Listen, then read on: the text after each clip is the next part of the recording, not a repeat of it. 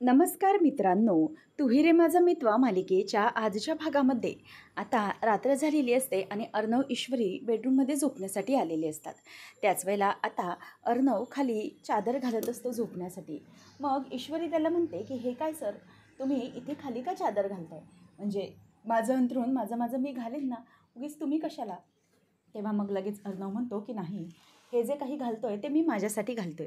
तेव्हा ईश्वरी म्हणते की काय, म्हणजे तुम्ही खाली झोपणार आहात कशासाठी? म्हणजे अगोदरपासून मीच झोपते ना खाली, मग तुम्ही आत्ता कशाला आणखी खाली झोपताय?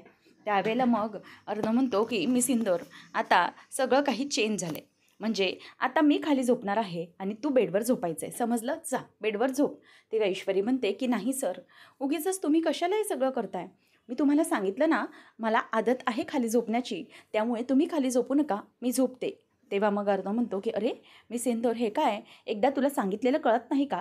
तुला बेडवर झोपायचं आहे तर तू बेडवरच झोपणार. आणि हो, अशी माझ्यासमोर अशी उभी राहू नकोस. मला खूप झोप येते त्यामुळे मी झोपतोय. आणि मग तो कुशीला होऊन झोपत असतो. ईश्वरी अगदी कमरेवर हात ठेवून त्याच्याकडे रागाने बघत असते. त्यावेळेला मग अर्णव ईश्वरीकडे बघतो आणि म्हणतो की miss Indore, go and sleep. अशी माझ्याकडे बघत राहू नकोस, आणि जर अशाच नजरेने माझ्याकडे बघत राहिलीस ना, तर तुझ्या हे जे काही डोळ्यांमधून माझ्या अंगावर लेझर्स पडत आहेत ना, त्याने मला झोप नाही लागणार. त्यामुळे जा प्लीज झोप. तेव्हा आता ईश्वरी म्हणते की थांबा, तुम्ही ना असे नाही ऐकणार. त्यावेळेला मग आता ईश्वरी म्हणते की थांबा, तुम्ही ना ऐकतच नाही ना, आता ना मी सगळं उचलूनच ठेवते, उठा बघू इथून. तेव्हा ईश्वरी आता त्याची उशी उचलते. अर्णव म्हणतो की अगं मिस इंदोर, काय करतेस काय तू? पण ती नंतर मग म्हणते की उठा उठा म्हटले ना मी, असं म्हणून ती आता त्याची चादर खिचू लागते. आणि आता ईश्वरी त्याची चादर खिचत असताना अर्णव चादरीवर बसलेला असतो, त्यामुळे तिला चादर काही उचलता येत नसते. अर्णव म्हणतो की ट्राय ट्राय, खेचण्याचा प्रयत्न कर. त्यावेळेला आता ईश्वरी ही चादर खेचत असताना अर्णव अचानक तीच चादर पुन्हा मागे ओढतो, आणि त्यामुळे ती हाताने एका चादर ओढत असताना जेव्हा अर्णव एकाच हाताने ईश्वरीची चादर तिने खेचलेली पुढे धरतो, स्वतःकडे ओढतो, तेव्हा पटकन ईश्वरी ही अर्णवच्या मिठीत जाते. आणि दोघंही आता एकमेकांवर, म्हणजेच अर्णवच्या अंगावर ईश्वरी आता पटकन खाली पडते. तेव्हा मग असं पडल्यामुळे ईश्वरी ही अगदी अर्णवच्या जवळ गेलेली असते आणि दोघंही आता एकमेकांच्या डोळ्यात बघत असतात. आणि मग डोळ्यात बघत असताना अर्णव आणि ईश्वरी एकदम हरवून गेलेले असतात. तो म्हणतो की मिस इंदोर, मला सांग, तू इतकी स्टबन काय आहेस? तेव्हा मिस इंदोर म्हणजेच ईश्वरी म्हणते की स्टबन म्हणजे? तेव्हा तो म्हणतो की हट्टी. तू इतकी हट्टी का आहेस? तेव्हा ईश्वरी म्हणते की सर, बचपन से. तेव्हा मी बचपन से अशीच हट्टी आहे, असं ती त्याला बोलून दाखवते.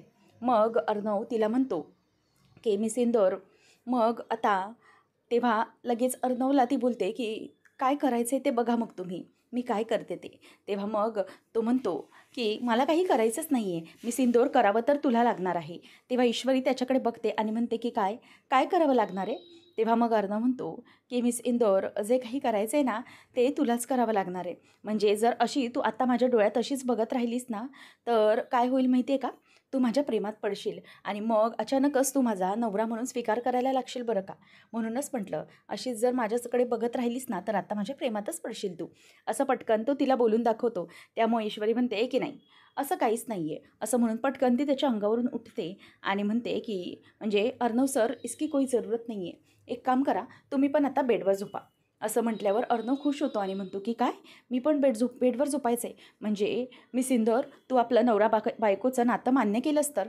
तेव्हा ईश्वरी म्हणते की नाही नाही, ऐसा कुछ नाही आहे, म्हणजे तुम्ही कुठलीही गलतफहमी करून घेऊ नका. मी तुम्हाला याच्यासाठी बोलते की तुम्ही पण बेडवर झोपा. म्हणजे हे असं खाली झोपणं हे मला बिलकुल जमणार नाही, बिलकुल नाही. तुम्ही पण आता वरती झोपा, समजलं? तेव्हा मग आता लगेच तो म्हणतो की अच्छा, म्हणजे तुला असं काही प्रॉब्लेम नाही आहे की आपण दोघं एकत्र असू तर? तेव्हा आता ईश्वरी विचार करते की एक मिनिट, मी जरा विचार करते ना काहीतरी, माझ्या डोक्यातनं एक मस्तपैकी आयडिया येऊन गेली आहे सर. तेव्हा तो म्हणतो की अगं मिस इंदोर, काय करतेस काय तू? ती म्हणते की जरा एक मिनिट तुम्ही थांबा. आता ईश्वरी ती उशी पुन्हा जागेवर ठेवते आणि म्हणते की माझ्याकडे एक आयडिया आली आहे. तेव्हा अर्णव उठून बघतो आणि म्हणतो की मिस इंदोर, अगं चाललं आहे काय तुझं? ती म्हणते की थांबा थांबा सर. मग नंतर पुन्हा एकदा ती रशी घेते आणि रशी तिथून बेडवरून समोरच्या कपाटापर्यंत आता दरवाजाला बांधत असते. तो म्हणतो की मिस इंदोर, अगं काय करतेस? म्हणजे मला कळत नाही आहे, तू इथे कपडे वाळत घालतेस का रूममध्ये? तेव्हा ती म्हणते की नाही सर, तुम्ही जरा थांबाल का? जरा बघा तरी मी काय करते ते, थोडाच शांत राहा. असं म्हणून आता ते करत असते. अर्णव म्हणतो की खरंच मी सिंदूर काहीच समजत नाही आहे, तू हे काय करतेस ते मला काही कळायलाच तयार नाही आहे. तेव्हा ती म्हणते की तुम्हाला लगेचच समजेल आता, थोडं धीर धरायला सांगितलं ना. सर तुम्हाला थोडं थांबता येत नाही का हो, असं म्हणून ती त्याच्यावरती आता ओरडते. अर्णव म्हणतो की मिसिंदोर हे उगीचच काहीतरी तू करून ठेवलंयस, काही पण करू नकोस हा, असं तो तिला बोलतो. तेव्हा ती म्हणते की मी काही पण करत नाही आहे, तुम्ही थोडा धीर धरा म्हणजे तुम्हाला समजेल की मी काय करते ते. त्यानंतर मग आता अर्णव म्हणतो की काय चाललं आहे या मिसिंदोरचं, खरंच कळत नाही आहे. नंतर आता ईश्वरी ही तिथून रशी बांधून झालेली असते. आता ती तिच्या ज्या ओढण्या असतात पांढऱ्या कलरच्या त्या घेते आणि त्या रशीवर घालत असते. तो म्हणतो की आय सेड इट राईट, बरोबर तू इथे कपडेच वाळत घालते. तेव्हा ईश्वरी म्हणते की नाही अजिबात नाही, मी इथे काय करते ते बघा तुम्ही. तेव्हा आता ईश्वरी ही ती दोरी जी मध्ये ठेवलेली असते तिने दोघांच्याही बेडच्यामध्ये तिथे बरोबर अगदी तिने ओढण्या अगदी घालून ठेवलेल्या असतात. तेव्हा तो म्हणतो की मी सिंदूर, तेव्हा ती म्हणते की हे सगळं ना म्हणजे इकडची साईड इंदोरची आणि तिकडची साईड मुंबईची, काय ना इंदोर मुंबईमध्ये जाणार नाही, मुंबई इंदोरमध्ये येणार नाही. तेव्हा मग तो म्हणतो की मिस इंदोर काय आहे काय हे तुझं लॉजिक. तेव्हा ईश्वरी म्हणते की अहो सर म्हणजे आपल्याला प्रॉब्लेम होता ना की आपण दोघं बेडवर कसं झोपायचं, मग त्याच्यावरती हा जालिम उपाय काढला आहे मी, म्हणजे या साईडला मी झोपणार आहे आणि त्या साईडला तुम्ही झोपायचं, त्यामुळे काहीच प्रॉब्लेम नाही आहे, दोघंही एकमेकांकडे काही येणार नाही, आपली आपली जागा आहे त्या जागेमध्ये झोपायचं, असं ईश्वरी आता त्याला सांगते. मग त्यावेळेला अर्णव म्हणतो की ओके फाईन, असं म्हणून तोही आता ईश्वरीच्या त्या निर्णयाला नकार देत नाही आणि मग तोही तिथे झोपतो. आता ईश्वरी म्हणते की चला आता इंदोर आणि मुंबई हे दोघंजणही अजून वेगवेगळेच आहेत. त्यावेळेला आता लगेचच दोघंजणी झोपतात. ईश्वरी पण खाली झोपते आणि दोघंही झोपल्यानंतर आता ईश्वरी आणि अर्णव हे एकमेकांकडे कुशी करून असतात, परंतु अर्णव पुन्हा एकदा एक साईडला बघतो आणि तो आता गालातच हसत असतो. म्हणजे ईश्वरीचे हे जे काही काही तोडगे असतात ना, त्यामुळे आणखीनच तो ईश्वरीच्या प्रेमात पडत चाललेला असतो. आणि त्यानंतर मग आता ईश्वरी देखील त्याच्याकडे बघत असते, दोघंही एकमेकांकडे बघत असतात. आणि त्यानंतर आता हे सगळं होत असताना दोघं एकमेकांकडे बघत असताना ईश्वरी ही अर्णवला म्हणते की गुड नाईट सर. तेव्हा तो पण म्हणतो की गुड नाईट मिस इंदोर. मग नंतर ईश्वरी ही त्याच्याकडे बघत असताना तिला माहीत असतं की तिची त्याच्याबरोबर नजरानजर होती, म्हणून ती स्वतःचीच नजर चोरते आणि लाजूनच पटकन बाजूला होते आणि मग ती लाईट्स ऑफ करते. आणि त्यानंतर मग आता गालातल्या गालात दोघंजणही हसत असतात. खरं तर ईश्वरी आणि अर्णवचं नातं आता हळूहळू खुलत चाललेलं असतं. अर्णवला माहीत असतं की काही झालं तरीही ईश्वरी ही त्याच्या प्रेमातच पडणार आहे, कारण हे नातं हे काही दिवसांचं नाही आहे तर आयुष्यभराचं आहे. आणि त्यामुळेच आता अर्णव आणि ईश्वरी गालातच एकमेकांना हसत असतात. आणि नंतर मग अर्णवला आठवत असतं की कशाप्रकारे ईश्वरी आता अर्णवसोबत म्हणजे त्याला नवऱ्याचा तर मान देतच आहे. मग दसऱ्याच्या दिवशी ईश्वरीने कसा अर्णवला नमस्कार केलेला होता हे सगळं त्याला आता आठवत असतं. त्याचप्रकारे ईश्वरी ही तिच्या गणूबाप्पाशी बोलताना म्हणते की आम्ही एकमेकांचे नवरा बायकोसारखे तर नाही आहोत, परंतु आम्ही एकमेकांची काळजी घेणारे तर तोच नक्कीच बनू शकतो, असं आता त्याला आठवत असतं ईश्वरीचं बोलणं. आणि तो अगदी गालातल्या गालात हसत असतो. आणि इथे ईश्वरी पण गालातच हसत असते आणि त्या दोघांनाही आता झोप लागत असते. त्यानंतर आपल्याला पाहायला मिळतं की आजी कोल्हापूरहून आलेली असते आणि त्यावेळेला अंजली विचारते की आजी अगं कशी आहे तब्येत, म्हणजे तुझा कोल्हापूरचा दौरा वगैरे व्यवस्थित झाला ना. तेव्हा ती म्हणते की हो हो अगदी व्यवस्थित, छान आणि सुंदर दर्शन मिळालं, म्हणजेच गुरुजींकडून अभिषेक पूजा वगैरे सगळं काही करून घेतलं मी. तेव्हा मग आता लगेच वल्लरी म्हणते की वा वा खरंच खूप मस्त. मग त्याबरोबर आजी तिला विचारते की तुझी तब्येत कशी आहे. अंजली म्हणते की हो ठीक आहे. मग नंतर लगेचच आजी तिला म्हणते की हे बघ, हे अंबाबाईच्या पायाजवळचं कुंकू आहे, म्हणजेच मला आपल्या गुरुजींनी दिलं आणि हे जे कुंकू आहे ना ते आपल्या लक्ष्मीच्या हातून घरात ठेवा असं सांगितलं, त्यामुळे हे घे कुंकू ठेवून दे. तेव्हा लगेच ती म्हणते की वा आजी हे मात्र छान केलंस तू, म्हणजे आता आपली घरची लक्ष्मी पण आली आहे ईश्वरी, तर तिच्या हातूनच मी हे आपल्या देवघरात ठेवायला सांगते. तेव्हा ती म्हणते की हे बघ, तू म्हणतेस ना ते ठीक आहे, परंतु मी तिला या घरची सून किंवा घरची लक्ष्मी मानत नाही आहे, त्यामुळे हे सगळं तुझे काही अंजली करतेस ना हे तुझे भाबडे प्रयत्न प्लीज थांबव. तेव्हा मग ती म्हणते की अगं आजी असं काय करतेस तू, अगं ईश्वरी सून म्हणून कुठलं कर्तव्य करण्यात कमी पडते असं मला खरंच वाटत नाही आहे. ती तिचं जे काही कर्तव्य असतं ते अगदी व्यवस्थितपणे बजावते, पार पाडते, कुठेही करत नाही आहे, कमी पडत नाही आहे. तेव्हा मग लगेचच आता आजी म्हणते की हे बघ अंजली, कर्तव्य जी असतात ना ती अगदी मनापासून पार पाडायची की फक्त एक फॉर्मॅलिटी म्हणून, यालाही फरक पडतोच ना. शेवटी कितीही काय झालं तरीही ही जी कर्तव्य आहेत ती जबाबदारी मनापासून पार पाडणं वेगळं आणि करायचं म्हणून करणं हे वेगळं. त्यावेळेला लगेचच आता वल्लरी म्हणते की हो ना, अगदी बरोबर बोलतात आणि ती या घरची लक्ष्मी हरकतच नाही आहे, अजिबात नाही. तेव्हा मग आता लगेचच तिथे ईश्वरी येते आणि म्हणते की आजी, हा घ्या चहा. आणि मग तिला चहा दिल्यानंतर ती म्हणते की आजी, मला माफ करा, मी लहान तोंडी मोठा घास घेते, परंतु मी खरंच सांगते तुम्हाला, म्हणजे मी घरातलं कुठलंही जे काही कर्तव्य असेल ना, ते अगदी व्यवस्थितपणे पार पाडेन. तुम्हाला कुठल्या प्रकारची संधी देणार नाही मी बोलण्यासाठी. त्यामुळे मी आता तुम्हाला रिक्वेस्ट करते की आजी, मला तुम्ही प्लीज एक मौका द्या. एक मौका द्या. मी स्वतःला सिद्ध करून दाखवेन. मी दाखवेन की मी काहीही चुकीचं करणार नाही. म्हणजे या घरच्या ज्या रीतीभाती असतील ते अगदी व्यवस्थितपणे पार पाडेन मी. काहीही करेन यासाठी. तेव्हा लगेच आता आजी बोलून दाखवते की अच्छा, तू हे सगळं बोलतेस तर खरी, परंतु तुला हे सगळं झेपणार आहे का? तर नाही. तेव्हा मग आता ईश्वरी बोलते की आजी, तुम्ही फक्त एक मौका देऊन द्या, मग मी बघा करते ते. तेव्हा लगेच आजी म्हणते की दिला तुला मौका. एक काम करायचं, आज कोजागिरी आहे, तर रात्री कोजागिरीचं व्रत करायचं आहे आणि ते कोजागिरीचं व्रत तू पूर्ण केलंस तर मी समजेन की तुझ्यावर लक्ष्मीची कृपा आहे म्हणून. तेव्हा लगेच वल्लरी म्हणते की कसली हो, याच्यावर कसली असणार आहे लक्ष्मीची कृपा? ही काही हे व्रत वगैरे पूर्ण करू शकणार नाही. तुला माहिती आहे का गं बाई हे व्रत काय आहे ते? आणि हे व्रत सात्विकाताईने केलं होतं आणि सात्विकाताईला लक्ष्मीदेवी प्रसन्न झाली होती आणि तिला कुठल्या ना कुठल्या रूपात तरी आशीर्वाद दिलाच होता आणि त्यामुळे मी तुला म्हणते. तेव्हा लगेचच आता आजी म्हणते की हो, माझ्या सात्विकाने हे व्रत केलं होतं आणि ती रात्रभर जागी राहिली होती कोजागिरीच्या रात्री आणि ती जागी राहिलेली असताना लक्ष्मीदेवीने तिला आशीर्वाद पण दिला होता. तेव्हा मग आता हे म्हणताना ईश्वरी म्हणते की हो आजी, चालेल, तुम्ही मला हे जे काही सांगताय ते मी नक्कीच करेन. म्हणजे माझ्या सासूबाईंनी जी काही प्रथा चालू केली होती ना, ती मी नक्कीच करेन. तेव्हा आता ईश्वरीचा हा कॉन्फिडन्स बघून वल्लरी मात्र तोंड मुरडत असते. तेव्हा आता आजी म्हणते की ठीक आहे, मग बघूया आपण, तू हे व्रत पार कसं करतेस ते. त्यावेळेला अंजली म्हणते की आजी, हे बघ, मला तरी वाटतं आहे की हे सगळं ना अगदी व्यवस्थित करेल ईश्वरी आता तिथून निघून गेलेली असते. अंजली म्हणते की आजी, अगं पण हे सगळं त्या बिचारीला जर झोप वगैरे लागली तर? त्यावेळेला आता लगेचच आजी म्हणायला लागते की ते माझं काही देणं देणं नाही आहे. त्या मुलीने अगदी आता उद्धटपणाने आणि मोठेपणाने हे व्रत करायचं ठरवलं आहे ना, ठीक आहे, आता हीच तिची परीक्षा असणार आहे. आता अंजली पण तिथून निघून जाते आणि नंतर मग वल्लरी म्हणते की आई, अहो तुम्हाला वाटतं आहे का ही मुलगी हे व्रत पूर्ण करू शकणार आहे?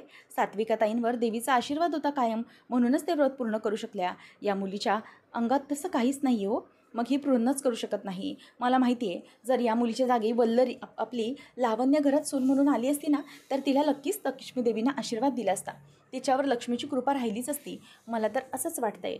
मग मी एक काम करूया का, की अजूनही वेळ गेलेली नाही आहे, आपण लावण्याला बोलवूया का आज? तेव्हा मग ती हो म्हणते आणि वल्लरी खुश होते आणि म्हणते की चला, आता लावण्याला बोलवली पाहिजे. तर इथे राकेश हा गुलाबाचं फूल हातात घेऊन त्याच्या एक एक पाकळ्या अशा काढत बसलेला असतो आणि काहीतरी मनातच बोलत असतो. त्यावेळेला अंजली तिथे येते आणि तिला कळत नसतं की राकेशचं हे सगळं काय चालू आहे. म्हणजे त्याच्या वागण्यावरून तिला काहीच अंदाज लावता येत नसतो. त्यावेळेला मग राकेशला ती जवळ येऊन बघते आणि खरं तर राकेशचं हल्लीचं वागणं बदललेलं तिला काही वेगळंच वाटत असतं. त्यावेळेला ती विचारते की काय हो राजेश, हे सगळं काय करताय तुम्ही? तेव्हा मग तो म्हणतो की अगं हे काय, म्हणजे गुलाबाच्या पाकळ्या काढतोय. ती म्हणते कशासाठी? तेव्हा तो म्हणतो की अगं काय आहे ना, या गुलाबाच्या पाकळ्यांमध्ये काही खराबही पाकळ्या असतात ना, मग उगाचच चांगल्या पाकळ्यांना त्रास कशाला? त्याच्यासाठी या गुलाबाच्या पाकळ्यांमधल्या ज्या काही खराब पाकळ्या आहेत ना, त्या मी अशा बाजूला काढून टाकत आहे. पण मला सांग ना, तुला काय झालं आहे? म्हणजे तुझा चेहरा असा का पडला आहे? तू अशी टेन्स्ड का आहेस? त्यावेळेला ते म्हणते की काही नाही हो. मग तो म्हणतो की अगं काय झालं आहे अंजली, मला सांगशील का? म्हणजे तुझ्या चेहऱ्यावरून असं दिसतंय की तू खूपच नाराज आहेस, काय झालं आहे? तेव्हा ती म्हणते की हो आजी, बघा ना, आजी आली आणि ईश्वरीला ती अजूनही सून मानायला तयारच नाही आहे. म्हणजे प्रत्येक गोष्टी तिला ईश्वरीची काही ना काहीतरी चूक दिसत असते. मी तिला किती समजावलं काय, अगं आता चिंटूचं लग्न आलं आहे तर असं लग्न झालं आहे तर असं वागू नको, परंतु ती काही ऐकायलाच तयार नाही आहे. म्हणजे आता हे सगळं करायला ती तयारच नाही, तिला किती समजावलं तरीही.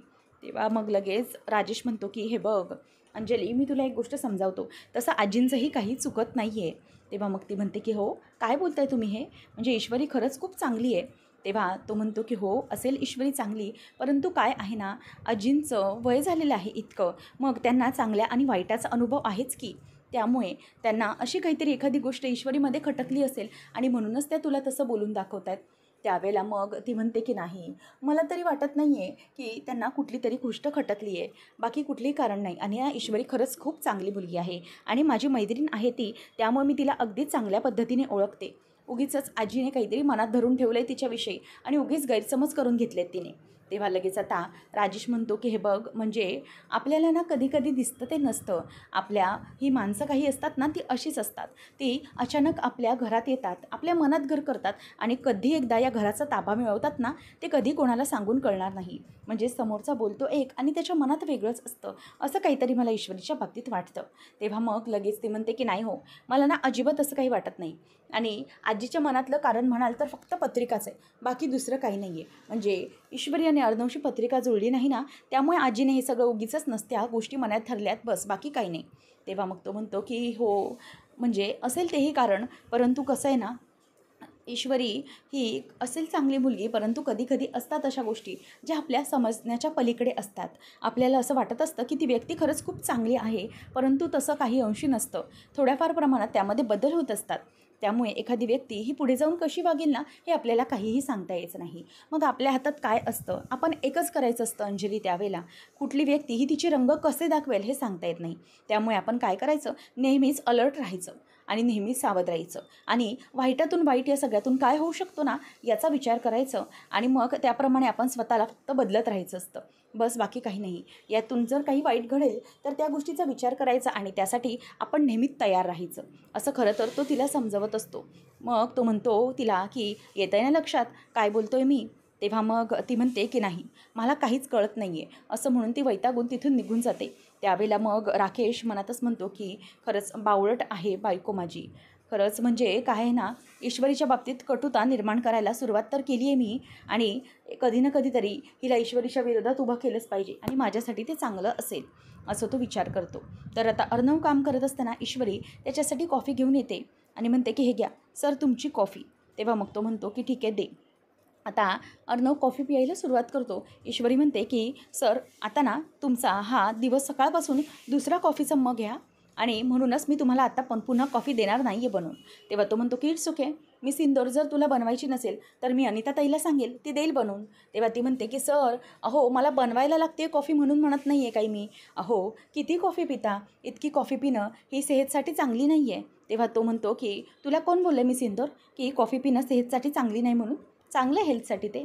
तेव्हा मग ईश्वरी म्हणते की नाही सर, पण कुठल्याही गोष्टीचा अतिरेक हा वाईटच आहे ना, आणि तसंही सारखी सारखी कॉफी पिता बरोबर नाही आहे सगळं. घरातून काम करत असता आणि बरं थोडीही नाही असं मग भरून भरून कॉफी नुसती ढोसत असता. आता अजून दिवसातून किती वेळ कॉफी पिणारात का माहीत.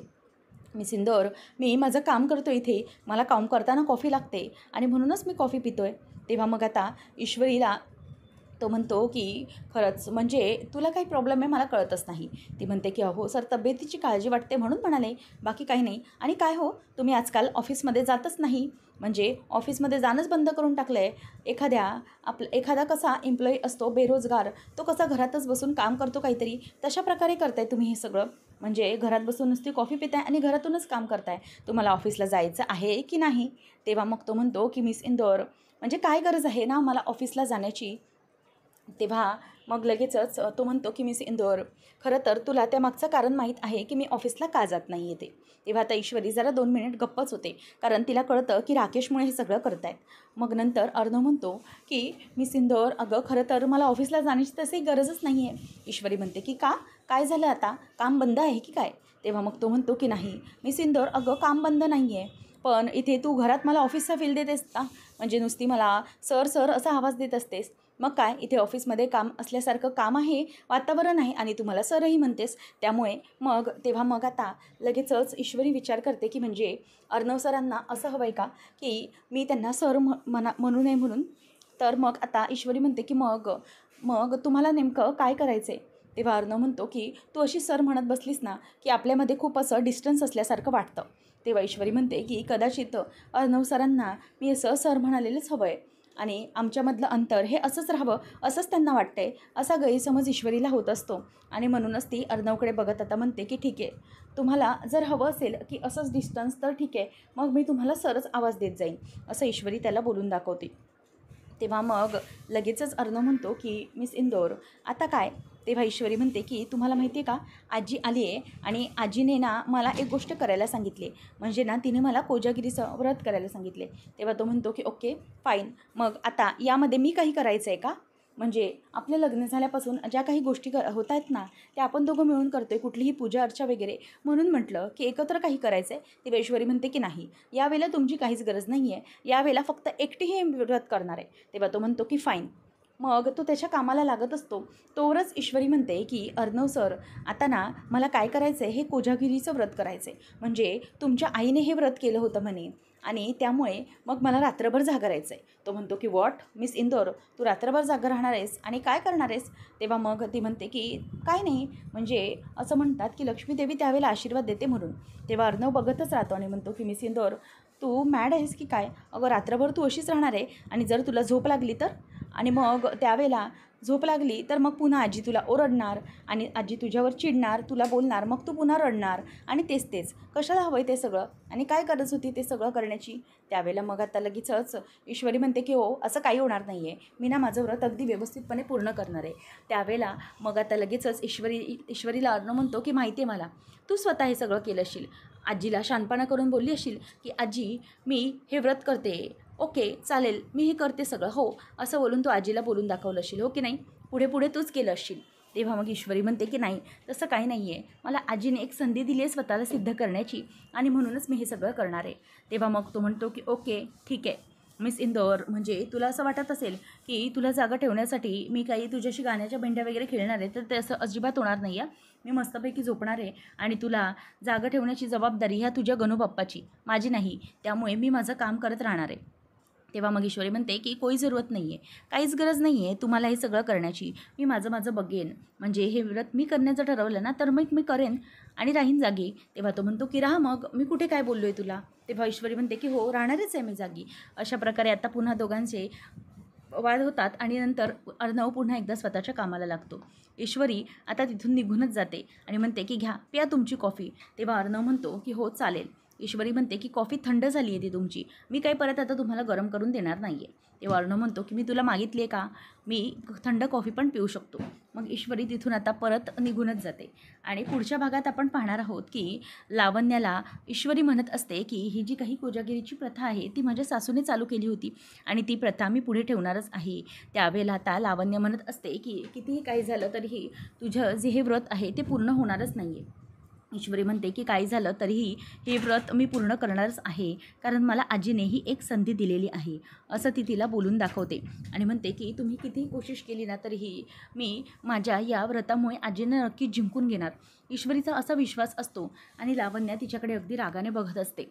त्यानंतर मग आता ईश्वरीचं ते व्रत सुरू झालेलं असतं आणि वल्लरी लावण्याला सांगत असते की हे बघ, हे ना औषधाची बाटली आहे, यातले 2-3 थेंब ईश्वरीच्या दुधामध्ये टाकलेस ना की कामच झालं समजायचं. ईश्वरीला चांगली झोप लागणार आणि मग तिच्या व्रताचा सगळा फुसका होणार आहे, असं सांगितल्याबरोबर वल्लरी आणि लावण्य दोघीही खुश होतात आणि एकमेकींना टाळ्या देत असतात. आणि वल्लरी म्हणते की चला आता आपण आपल्या कामाला लागलं पाहिजे. ईश्वरी ही जे दूध तयार केलेलं असतं ते दूध जरासं हातावर घेते आणि म्हणते की बघूया जरा ह्याची टेस्ट, म्हणूनच ती ते दुधाची टेस्ट करायला जाते. त्याच वेळेला ते व्यवस्थित असतं. ईश्वरी म्हणते की हे तर अगदी व्यवस्थित आहे, याची टेस्ट ठीक आहे, परंतु माझ्या क्लासमध्ये जे दूध होतं त्याची चव अशी कडवटसारखी का होती, असा ईश्वरीला आता प्रश्न पडलेला असतो. म्हणजेच ते हे सगळं कसं झालं असा प्रश्न तिला पडतो. अशाच मालिकांचे अपडेट जाणून घेण्यासाठी आजच आपल्या चॅनलला सबस्क्राईब नक्कीच करा. धन्यवाद.